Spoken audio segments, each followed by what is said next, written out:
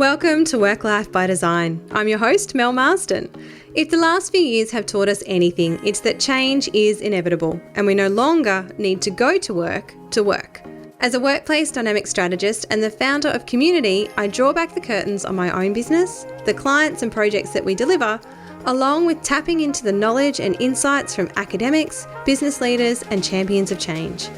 I believe that our environments have the power to positively influence our behaviour and performance, inspiring our human potential.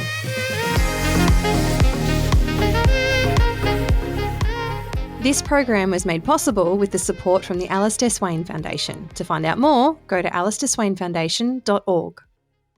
The art of focus in our modern world has become just that, a real art. With books like Johan Stolen Focus and past guest Dr Kristy Goodwin's Dear Digital, We Need to Talk, the constant disruption, distraction, multitasking and task switching that we are all succumbing to is impacting our ability to truly focus. Add to this all the pressures and competing demands of daily life, and we are quickly looking at fatigue, exhaustion and burnout. And whilst the rise of flexible working has given us more freedom to design our days and our work lives, it has become a bit of a double-edged sword. As many of us have relied on the routine, the ritual and the structure that our daily commute has given to us to support our cognitive function and the daily need to do our job. We now need to develop a new skill, the ability to distinguish what is worth our attention, to do this intentionally, and then to be able to focus. And that's what today's guest is here to share with us. Angela Lockwood is on a mission to empower individuals to thrive amongst the distraction of modern life. As an occupational therapist with a wealth of real-world experience working alongside both children and adults, she has developed a unique approach to unlocking the power of our thinking and our actions in ever-changing environments. After sustaining a life-changing head injury, she became obsessed with learning how we can use our time and energy to thrive and has focused her career on helping others to do the same. She is the author of 2 business self-help books, The Power of Conscious Choice and Switch Off and Find Calm, and the engaging host of a Kids Life podcast. She's been featured on Channel 9's Today Extra, the Australian Financial Review, Good Health Magazine, Huffington Post, Mamma Mia, Radio 2UE, and numerous parenting and lifestyle publications. Ange has an infectious energy and she is highly relatable. So in today's episode, Ange and I are going to look at why the conversation about focus has become such a prevalent one, intentional focus, what it means and how to manage it, the importance of switching off, the difference between time management and energy management, and plus she's also going to share with us some tools to get us started. This is a great conversation on how to focus your attention on the things that really matter so that you have more energy for life.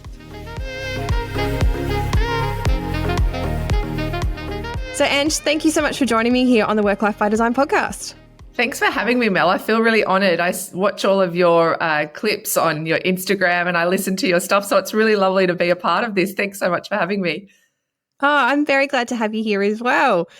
So look, I want to chat to you a lot about what's going on in the workplace at the moment. There's been some massive conversation around focus and the importance of this. We've all, and if you haven't read the book Stolen Focus by Johan, I'm still not quite all the way through it. It is completely mind-blowing, this book, but I know that you have read it. And this has become such a hot conversation for so many of us at the moment, this challenge that we're really dealing with in terms of managing our focus and staying focused.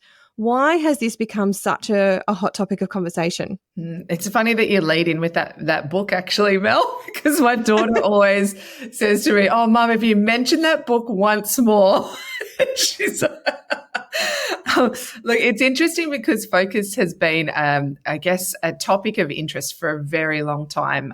My second book, Switch Off and Find Calm, I actually make reference to a book that I was really impacted by 10 years prior, which was by Carl Hanor, which was called Under Pressure.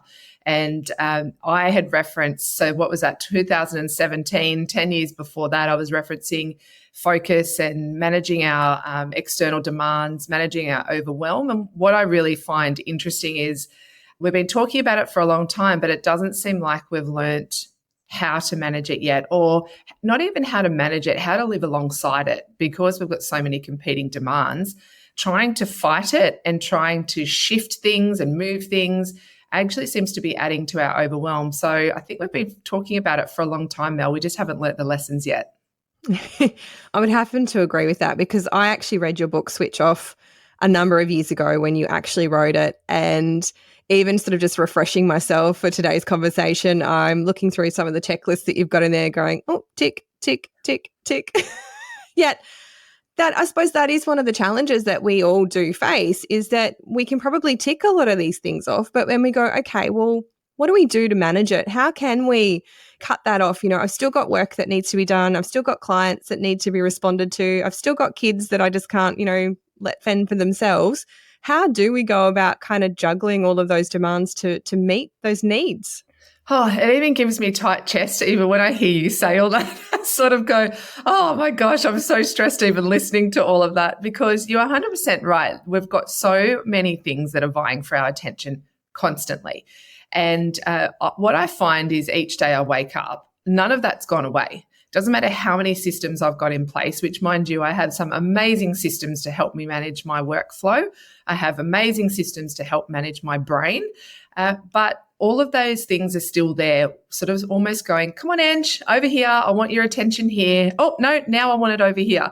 And so it's having a lot of, there are systems in place, but it's also knowing where to focus your attention intentionally. So that's a very close word. So focus your attention intentionally. And I think I'd love to talk to you about that a lot in our conversation today, because having intentional focus is actually a really important skill to master. And it is a skill. It's not something that, we're born our attention on the thing that we need to do right here, right now, and know how to minimize all those other distractions that are vying for our attention. But that's the good thing, Mel, is that it's a skill, and skills can be learned. It's not something that we can go, oh, I'm never going to do this. I'm never going to get this right. Skills just take practice, and we can do that pretty easily every day. Yeah, and I'm keen to dive into that as well, because I think we're faced with a whole new raft of challenges and competing demands, especially after COVID, and we'll dive into that. But I'm curious to know, what made you interested in going down this path of helping people focus in this age of distraction? Oh dear, this came from a very long story, Mel. I'll try to do it in the shortest period of time. As a kid, I had a very fast head. I always say my brain was really busy. I started my first business when I was 7. And I can remember I was involved in everything as a kid. If I wasn't playing sport, I had this business of making chocolates and, nylon covered coat hangers, and which were horrendous when I look back at them. Me. I was making jewelry and selling it to the dental assistants when we went for our dentist visits. Oh, so the difference, Mel, is probably you had skill in that area.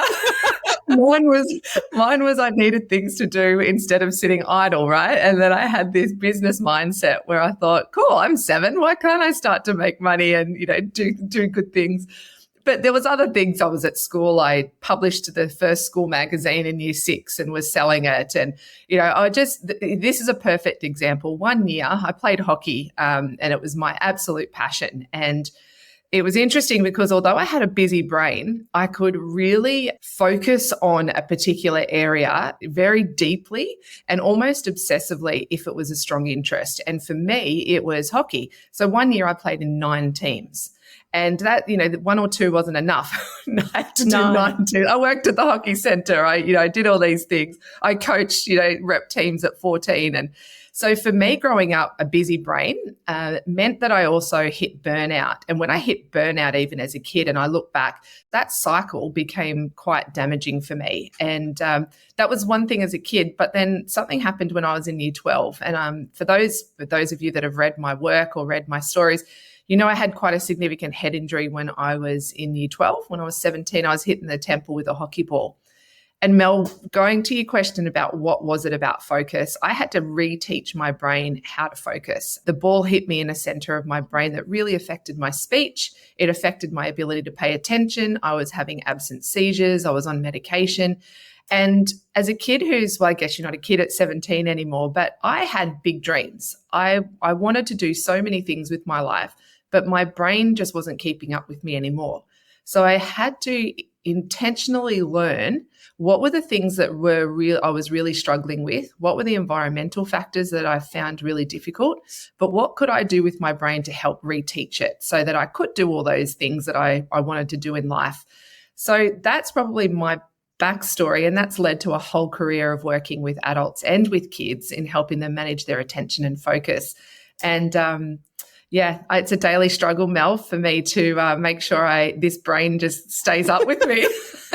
I could just imagine the shift for you, though, going from someone who is so capable and so busy and then having to go through that learning phase again. That would have been such a frustrating experience for you, knowing that you could do all those things and now you can't. Yeah, and I think when I look at what I was going through at the time and I look at what I'm helping people with in the workplace now, they're not too dissimilar. My brain would get really tired. It would get tired, so tired I wanted to go to bed.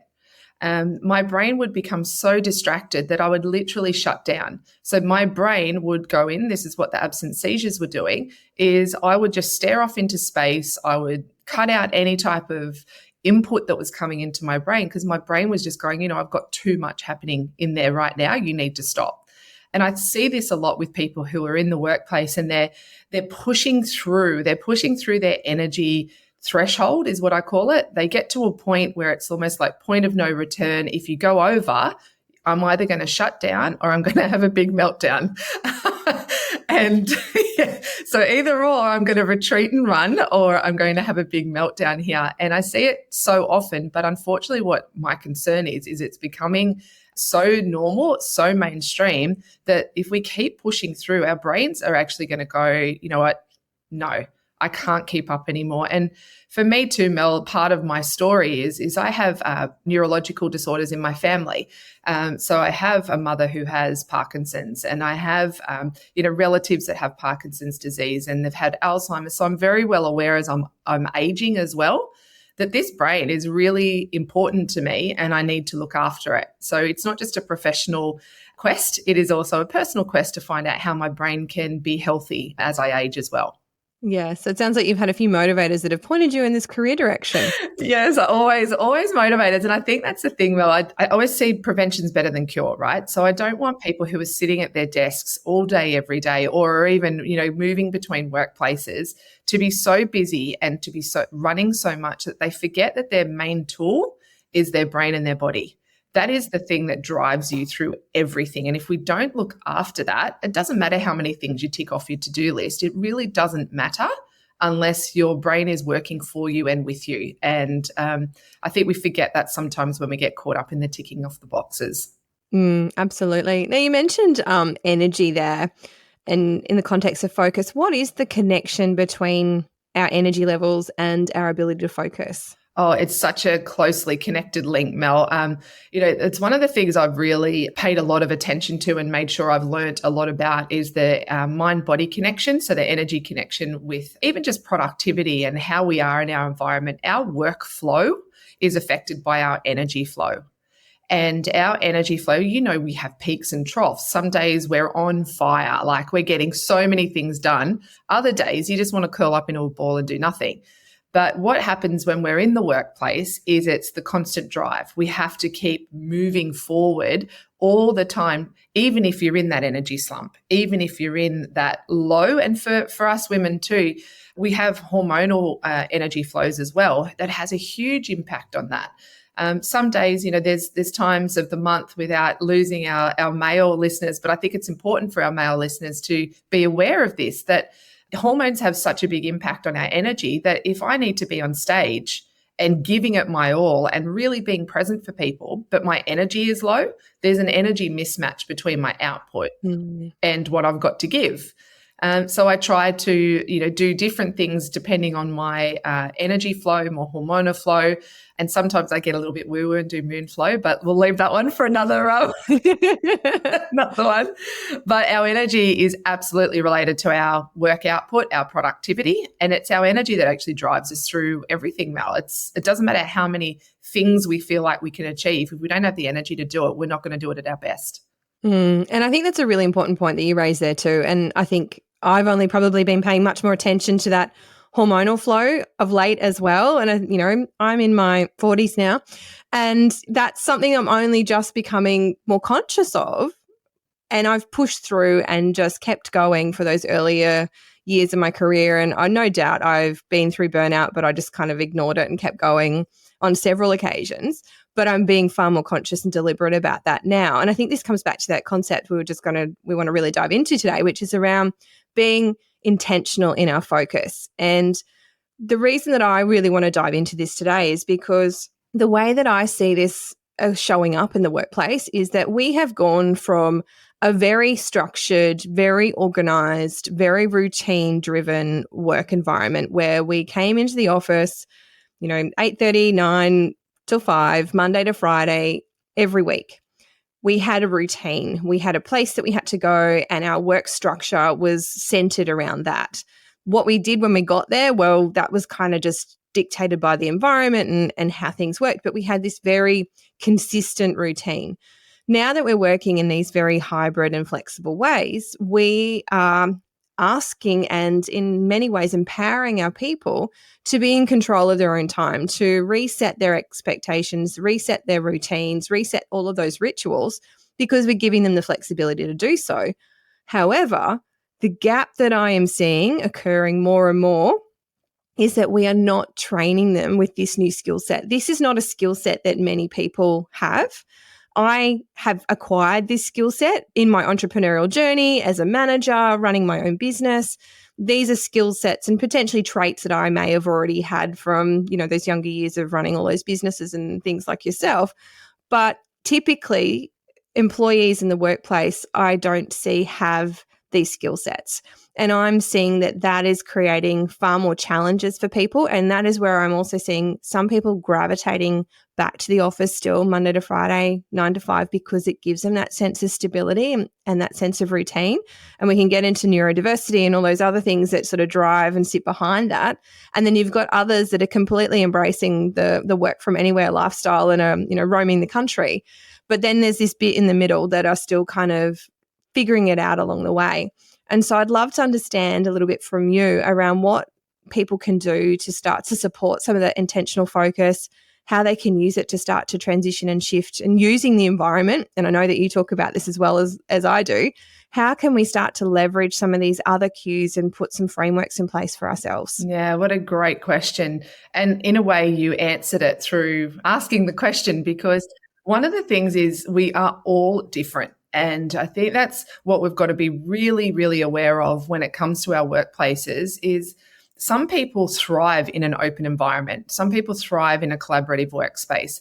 Other people, that's their absolute nightmare. They are in shutdown mode in those collaborative workspaces. But then for other people who actually thrive off the energy of others and love listening to that, white noise chatter in the background while they're working, those sort of silo spaces are actually a nightmare for them. And it's really important too that you're not usually one or the other. And I think this is where, and I know, Mel, that you're very in tune with these things when it comes to workplace environments, that we need an option for people. For me, as an example, if I'm in deep work mode and I am on my own in my office and I am in the zone, really intentionally focused, knowing I've got something to do, then I have my own habits that I create around me to make sure, and my own environmental things that I do to make sure that it is an environment set up for success. And sometimes I notice, and I only posted actually about this on my Instagram recently, where I hit a wall. So I was sort of 4 hours into working. Now, I know for a lot of physios or people who are listening to this going, oh my gosh, that is terrible that you sat down for 4 hours working. No, I had done all the right things. I had water, I had tea, I did my walk in the morning, but I was in this deep work focus. But what I realized is I started to observe my habits and my behaviors that were popping up when I became distracted. So it was little things like, I was uploading things up onto a website. I started to get frustrated because it wasn't taking, it was taking too long. Now, it was only like 30 seconds, right? But I could find myself getting really agitated. I'd pick up my phone and scroll. I'm not a big scroller, but I noticed I was checking things while I was waiting, or I was, getting up and going, oh, what's that noise? I wonder what that is. And I think there's a couple of things tied into your question was we are all different. First of all, and employers and people who are designing workspaces need to understand difference, first of all. But another part of that is we need to understand our own differences, because we can have an environment set up to support us in whatever ways that we need. And I think this is what we're finding, as you know, in workplaces now, that people are understanding that a little bit better. But the disconnect between workplaces and understanding our own needs is where the big disconnect is, because we don't realize when we are being distracted, or we're not stopping ourselves from when we are losing focus. We're happy to be working through the list, but we get to sort of 2:00 in the afternoon and our work quality is terrible. But for some people, it's the flip. But when we can understand which one it is for us, when our peak flows are, and it's not the same every day either. It's affected by our sleep. It's affected by how cranky the kids were when you're getting them off to school that morning. How great the traffic was when you were coming to work. So if we can bridge that gap between what workplaces are providing and our own understanding of our workflow and our energy and where we're working at our best, then that's where really, I guess, productivity and satisfaction in the quality of our work and a fulfillment in the work that we do, that's when they will meet. You can't do one or the other. You can't have workspaces that are beautifully designed without having an awareness at an individual level. So that's probably where that intentional focus comes. It's about being aware, first of all, around what your needs are in that time, but also what is the task that's required of you in that time. And if I can just share really briefly a story, only just recently, I was actually working in a school and there was a little boy who's been really struggling with attention. And it was a real eye-opener for me because I was watching him. And I could tell he hit that point of no return like I did the other day at 4 hours in, but he had hit that point of no return pretty early. And I saw him start to hit his head. He started to bang his head and he's going, come on, you've got this, and really self-talking. It was a bit aggressive, but he was trying to work his way through. He knew his brain was not working in the space or in the capacity that it needed to. So what he did is he was trying to talk his way through, but he stood up and came over to me and said, can I go get a drink? Now, what I loved about this, Mel, was that insight at a child level to go, my brain's not working in the way that it needs to be working right now for the task that I need. So therefore, I need to do something that's healthy for me, that's going to press pause on this for me so that then I can come back and be at my best. And I loved that because I thought, oh my gosh, if a kid at 10 can do this, then surely there's hope for us grown-ups. And I think that's a really good insight there from him. But as adults in the workplace, when we do hit those walls, what are some of the things that we can do to kind of remove ourselves from the situation, readjust and reevaluate and decide what to do next? Great. Yeah, there's a real fine line, Mel. I do need to preface before I give you this answer. There's a very fine line between needing a break, so giving your body a break, giving your attention a break, to being distracted. So, yes. Be careful not to hide being distracted with giving yourself a brain break or giving yourself a shift in attention. I call them, Mel, press pause moments. So how do we decide between the two? How do we actually determine whether or not we are just procrastinating and delaying the inevitable, or we actually do need a break? So if I can just talk really quickly about some of those behaviors you might notice, is you actually do get up often. You are getting out of your desk, you're walking away, you're going to get a drink, you're talking to people, you're doing things that you know are distracting you. That's one of the signs, I guess, that you are being distracted. Another thing is you are mindlessly scrolling. So if you're focused on your work and you find that you're shifting your attention, I'm moving my arms, shifting your attention over to something that's off the side, It might be your phone. It might be that you're picking something up, that you're starting to clear your desk out, that you're cleaning, you pull your top drawer open, just fumbling. That's also a way that you know that you're getting distracted, okay? And at other things, like if you're doing a deep work, so you're working on a project and you've got your email notifications that are constantly popping up, you shift out of that and you go into your emails, you know that you're being distracted. That is not intentionally focused. And don't get me started on smartwatches, Mel. I'm going to... I couldn't handle that. I had to give mine away. They're the ultimate distractibility tool, honestly. Yeah. But so that's some of the signs that you are getting distracted. Now, what you'll realize is the difference between being mindlessly distracted to be in that moment where you go, actually, I do need to press pause right now, is that you'll start to fatigue. So your brain will get tired. You will find that your brain is needing to shift, that you want to get out of what you're doing because the energy level has dropped. Okay. Now, sometimes I talk about this in my first book where I explore how we make decisions in The Power of Conscious Choice, is that sometimes we distract ourselves when we don't know what the purpose of what we're doing is. Okay, we don't know the purpose, we don't know where to start, or we feel overwhelmed. And sometimes taking that press pause to remove ourselves from what we're doing and shift focus to something else gives our brain, I guess, a bit of the space it needs to come back.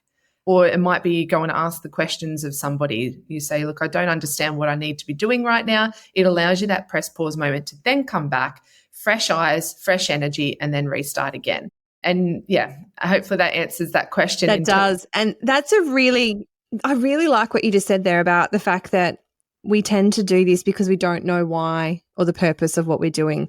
And I think this probably comes back to some insights that I've had conversations with different leaders about, is that depending where you are in your career progression too, when you are working from home, away from the office, you don't have that ability to have that ad hoc conversation with someone next to you or to kind of progress. So what we potentially believe is happening is that people are sitting with issues longer rather than elevating them. And again, this point of distraction, so they may actually be spending another half an hour to an hour or something on a task rather than asking the question and really getting the clarity to be able to move that project forward. So I think there's some really interesting linkages here between the way that we're actually focusing, understanding what the intention of the thing is that we need to be doing, and also the environment in which we're in to enable our career development. And that then comes back to our productivity. Now, I know that you've got a view on productivity and how that kind of links into focus. Do you want to share with us that insight there? Yeah, there's been a lot of talk for many years around productivity. If you Google productivity, the millions of responses you get, the different hacks that you get around productivity. It's interesting because there could be 1,000 ways, plus ways that you can manage your productivity. And there's so many different, 20 minutes on, there's other ways that, the Pomodoro technique, or, there's just so many different suggestions. What I really see with productivity is that it's actually about intentionally using our time. And rather than looking at the technique or the new app or the new strategy that you want to try, like, oh my gosh, how many times? I know there was a period of time, Mel, I don't know how many times I changed my CRM. That's a very productive use of your time. Yeah. There's some jokes in my world about they know when Ange is getting distracted by something, because then I need to change a system of some sort. It's sort of where I need to fix, clean things up or fix things. But the interesting thing with productivity is it's actually not about doing more, because what we do constantly is productivity really just gives us ways to do more. And I will guarantee anyone we talk to does not want more added into their life. Mm-mm. What we actually want to be doing is doing work that really matters to us, that is of good quality, and that leaves us the energy to do something that we want to outside of work. Okay, so let me just say that in a different way. I will guarantee anyone that's listening, if you looked at your to-do list today, okay, they would be full of tasks. Okay, so it would be task after task after task. How many of you would have on there something where you have space, or that you do an activity to allow you to create space away from the tasks? Okay, so yep, you might exercise, but is that about getting fit? Is that about because you've got an event coming up? Is the getting fit part? Is it losing weight? I'll guarantee you that's still a task orientated thing that you're doing. Okay, very rarely do we create in our day space to press pause. What we do is we add more onto our to-do list. So it's just task after task after task. So productivity is really, in its essence, about adding more things in. Yep. Okay. And even though people say, no, it's about using time well and all that. Yeah, I guess it is. But unless it's intentional and unless it's something that really is important to you and leaves energy and space for you to do all of your life things, then it is just a task. And so, I talk about this often, Mel, and I know that you do too, and you're a prescriber to really making sure that you're living healthily and living well-rounded and that you're connected to the things that are really important to you. When it comes to our workplace and focus, when you are focused and you have the right energy to do the right tasks at work, it gives you the energy and the space to do the things that also matter to you outside of work. And that's what makes us really productive human beings. It's not just about being productive at work so that then you come home and you're exhausted and you don't give your best to your family. It's about having the energy and having the space to do all of it. And that's what I see as productivity. Yeah, and I think that's a really important point. And I had a coach a few years ago who used to tell me to go and embed at least 1 hour of playtime into my week. I thought she was off chops. I thought this was the most ridiculous idea ever. And I'm like, what am I going to do for an hour a week? And I used to just go and sit in the park and watch the ducks for an hour because I had to do this thing. And I never really got it until more recently. And I'm like, now I actually have a whole day in my diary a month that I do that.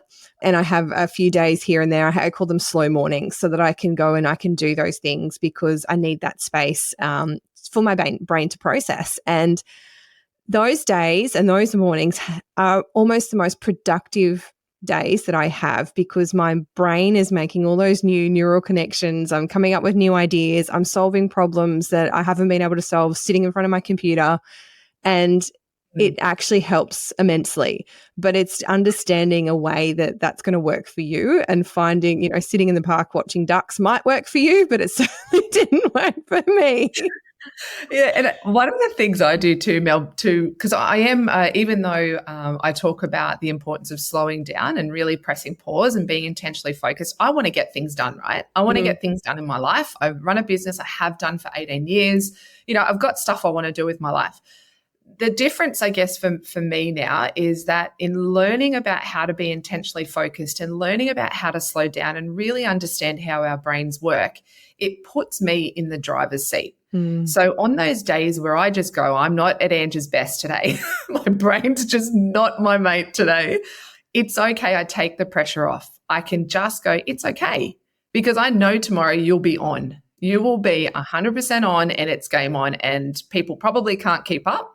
But on those days when my brain is tired or on the times where I just go, I just need a little bit of space right now, or I've done some deep work and I need to press pause, step away, it's okay because I understand why I'm doing it.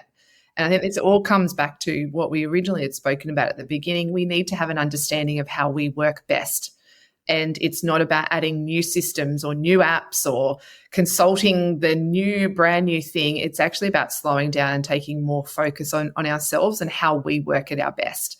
And for workplaces, creating beautiful spaces and beautiful environments that are conducive and allow people flexibility in that is really important. But for people also who are in that hybrid space, Mel, that I know that you speak about a lot, when you have a really good understanding about which environment makes you work at your best, then what you can do is you can shape what tasks you do in those different environments. So when I'm home, I know that I am in deep works mode, I am in creation mode, but when I am in other workspaces where I'm in a workplace or I'm at an event, my tasks are completely different. But that only comes through understanding which way I'm at my best. So it's definitely worth the investment of asking yourself and taking a step back and going, in what environment am I at my best and what can I do in those? What are those tasks that I can do in those so that it's my best quality work? Yeah, absolutely. And I think that's really important and something that I think organizations need to be quite aware of, that their employees don't necessarily have these skills or the ability to ask themselves those questions because they've never needed to. No one's ever trained them in this way. And we're working this whole new way. And we need to be really quite conscious of that and very intentional about how we support them. So look, thank you so much, Ange. It has been a fabulous conversation. I've really enjoyed it. And I think there's so many things that we sort of cross over on and our ideas of how we can make this work. Would love to know, where can people get in contact with you if they want to know more, and what are the best things to reach out to you for to support them in their businesses? Yeah, thanks, Mel. Always website angelalockwood.com.au, but I'm very active on LinkedIn as well. So if you're on LinkedIn and you want to professionally connect, please do so, because I'm on there as well. I think I'm nearly up to over 100 articles or something like that on LinkedIn. So also just for people who are really struggling with this, there's twofold. Workplaces obviously can roll out good cultural change around this, around setting up their workspace to allow that freedom for people to do it. But sometimes people really struggle on an individual level of knowing how to understand themselves better. So there's two ways, workplaces can contact me around delivering whole-scale, whole workplace-wide programs, but also individuals who might be struggling themselves to go, hey, where do I even start with this? I know I struggle. How do I take the next best step? Then sometimes my focus calls are really important for them. Fantastic. Oh, well, look, thank you so much for joining me, Ange. As always, been a total pleasure. Thank you so much.